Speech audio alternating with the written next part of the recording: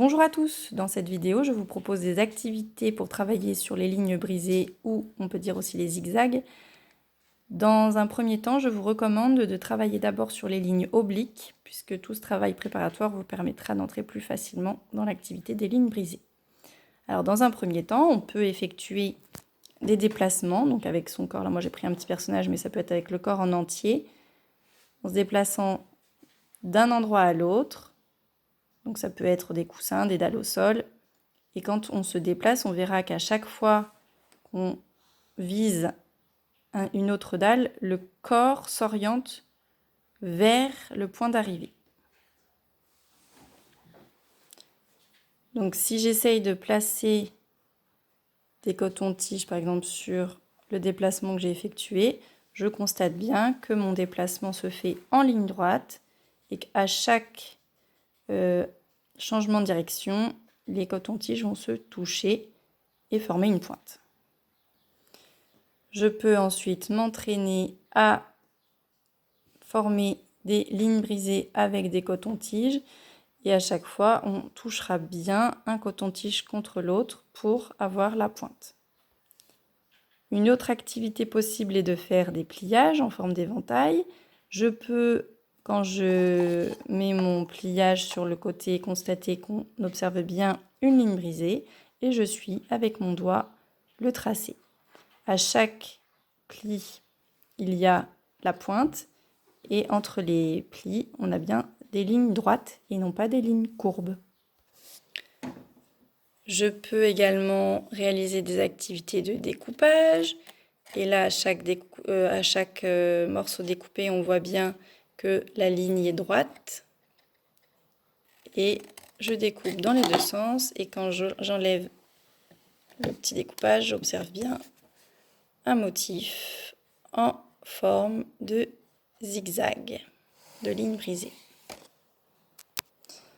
Je peux ensuite m'entraîner à relier des points, donc en haut, en bas. Donc là, si vous avez vu la vidéo sur les lignes obliques, on voit bien que le point de départ et le point d'arrivée sont visibles. Et quand je trace, il faut vraiment que je sache où je vais. Je pars d'ici, je vais jusque là-bas. Donc je dois avoir vraiment en tête où je vais, d'où je pars et où je vais. Alors, une des difficultés principales qu'ont les enfants, c'est de faire la différence entre les zigzags qui sont des lignes brisées, donc des lignes bien droites, et les vagues qui sont, elles, des lignes courbes. Donc, pour bien voir la différence, ici, j'ai bien tendu le fil, donc on a bien des lignes brisées, et ici, le fil n'est pas tendu, et on a des vagues. Donc, si je tends le fil, vraiment, là, j'obtiens vraiment des lignes brisées, c'est ce que je veux dans le cas d'aujourd'hui. Alors une fois qu'on est bien à l'aise avec les tracés des lignes brisées, sans aide, sans point, on peut travailler entre deux lignes puisque par la suite on sera amené à écrire entre deux lignes d'un cahier. Donc là, pour s'entraîner, les lignes sont obliques pour pouvoir bien m'arrêter quand je vois la ligne. Je m'arrête, je repars, je m'arrête, etc. jusqu'à la fin du tracé de la ligne.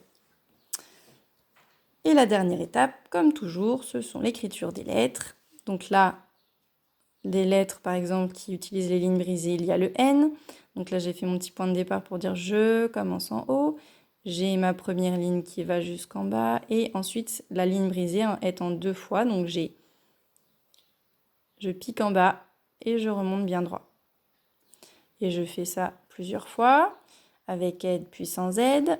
Alors le A, la plupart du temps, c'est assez difficile. On a des A qui ressemblent à des sortes de rectangles la plupart du temps. Donc là, une petite aide, c'est de commencer en haut sur le point et je vais jusqu'en bas d'un côté. Je repars du point et je vais jusqu'en bas de l'autre côté. Et la ceinture. On dit souvent le A, il a deux jambes et une ceinture pour essayer de visualiser. Enfin, on raconte des petites histoires comme ça quand on a du mal à visualiser la forme du A. Et je recommence sans aide. Donc j'ai un petit point ici, je peux m'aider d'un petit point. je fais une première jambe d'un côté, la deuxième jambe qui repart du même point, et la ceinture. Donc là, ça se touche bien, contrairement au H où il n'y a pas les deux lignes qui se touchent. Et pour finir, le V. Alors le V, là, ce que je vous disais sur les lignes courbes ou les lignes brisées a toute son importance, puisque si on fait un V en ligne brisée, ça fait bien un V. Par contre, si on fait une sorte de V en courbe, ça devient un U, donc ce n'est plus un V. Donc c'est pour ça qu'il est très important de bien piquer en bas, et je reviens bien droit. Donc là, on ne veut surtout pas avoir de ligne courbe sur un V en capitale, pour ne pas confondre avec le U. Donc je vous laisse vous entraîner avec ça. Bon courage et à bientôt!